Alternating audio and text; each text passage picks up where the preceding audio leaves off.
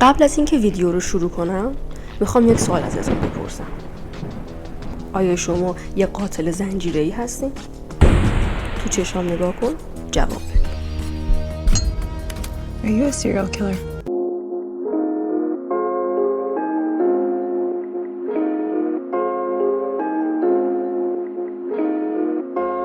تحلیل شخصیت زن الکتریکی در فیلم استرنج دارلینگ میتونه چند تا وجه داشته باشه، چون این شخصیت به نظر میرسه به صورت خیلی واضحی نمادی از آسیب‌های روانی هستش و شاید هم فرآیند ذهنی پیچیده شخصیت اصلی اون وست هستش.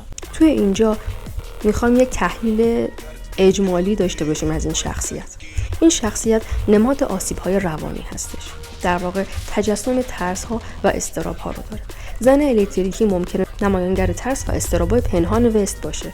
ظاهر غیر معمول و نامتعارفش میتونه نشان دهنده جنبه‌هایی از روان پیچیده اون باشه که از نظر اجتماعی قابل قبول نیست و اینکه وست از پذیرفتن اونا میترسه. وست نماد قطع ارتباط با واقعیت هستش. حضور یک شخصیت غیر واقعی مثل زن الکتریکی میتونه نشان دهنده قطع ارتباط وست با واقعیت و فرو رفتن اون در دنیای ذهنی خودش باشه.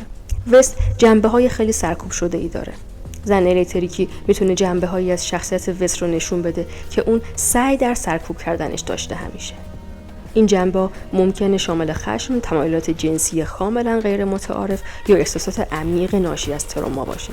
زن الکتریکی یه صدای درونی داره، صدایی که اون رو به سمت تصمیمات خاصی هدایت میکنه یا اون رو در مورد پیامدهای اعمالش هشدار میده. شخصیت وست میتونه نمایانگر اختلالات روانی باشه. چرا؟ چون توهم و هذیان داره که از علائم بعضی از اختلالات روانی مثل اسکیزوفرنی یا اختلال دو قطبی هستش. اختلال هویت داره. میتونه نشانه از اختلال هویت تجزیه‌ای یا DID باشه. این شخصیت با ایجاد ابهام و تعلیق در داستان مخاطب رو درگیر نگه می‌داره و اونو به فکر کردن درباره معنای واقعی رویدادها و شخصیت‌ها مجبور می‌کنه. وست احتمالاً در گذشته تجربه‌های تلخ و آسیب‌زایی داشته که باعث شده نسبت به مردان دیدگاه منفی پیدا کنه. این تجربه‌ها میتونن شامل سوء استفاده‌های جنسی، خشونت یا بی‌توجهی باشن. لذا معمولاً این شخص از مردا انتقام میگیره. قتل مردا میتونه نوع انتقام‌گیری خیلی ناخودآگاه از افرادی باشه که در گذشته بهش آسیب رسوندن یا نمادی از تمام مردانی باشه که اونو آزار دادن. وست احساس ناتوانی و کنترل داره. ممکنه با کشتن مردان احساس قدرت و کنترل روی زندگی پیدا بکنه، اونم به صورت کاملا موقت. اون در گذشته احتمالاً احساس ناتوانی و قربانی بودن داشته، حالا با گرفتن جان دیگران سعی میکنه کنترل اوضاع رو به دست بگیره. قتل مردان میتونه نوعی جبران ناتوانی وست در برقراری ارتباط سالم با مردان باشه. اون نمیتونه به صورت طبیعی به اونا تعامل داشته باشه، پس به خشونت متوسل میشه. دارای تمایلات سادیسمی هستش که از آزار و اذیت دیگران لذت میبره. حتی بعضی وقتا سادومازوخیسم هست، هم از اذیت کردن دیگران لذت میبره هم از اذیت کردن خودش. رفتار وست میتونه نشانه ای از اختلال شخصیت ضد اجتماعی باشه که با بی‌توجهی به حقوق دیگران، فریبکاری و خشونت کاملا مشخص میشه. توی این فیلم قتل مردان میتونه به عنوان نقدی بر نظام مردسالارانه و سلطه مردان بر زنان در جامعه تعبیر بشه. وست با کشتن مردان سعی در برهم زدن تعادل قدرت و به چالش کشیدن نقش سنتی مردان در جامعه داره. در نهایت اینکه وست غالباً مردا رو میکشه ترکیبی از عوامل مختلف میتونه باشه. آسیب‌های گذشته، احساس ناتوانی، مشکلات روانی، انگیزه‌های نمادین، اینا میتونن توی این رفتار نقش داشته باشن. این رفتارها نشان دهنده عمق آسیب‌های روانی وست و پیچیدگی‌های شخصیت اون هستش.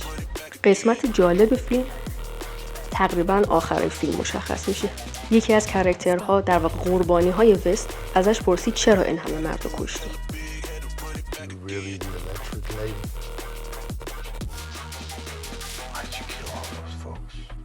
زن الکتریکی گفت نمیدونم.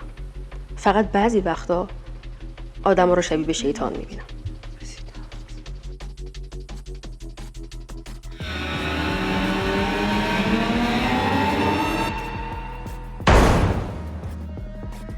راست میگفت. همونطور که توضیح دادش یک دفعه قیافش عوض میشد. وقتی که ازش میپرسیدن که چی شده، به چی داری نگاه میکنی، میگفت هیچی، دارم عمیق‌تر بهت نگاه میکنم. در واقع اون لحظه‌ای بود که توهم، هذیان و مسائل اینجوری ذهن وست رو درگیر کرده. در واقع باعث میشد به صورت ناخودآگاه شخص مقابل رو شبیه به شیطان ببینه. در آخر فیلم وست خودش رو توی آینه شبیه به شیطان دید، چون دقیقاً همون چهره رو گرفت. و این قضیه شاید باعث شدش که یه جورایی در برابر اون زن دیگه تسلیم بشه. و جالبیش اینجا به توسط یک زن کشته شد. بازم مردی اونو نکشت.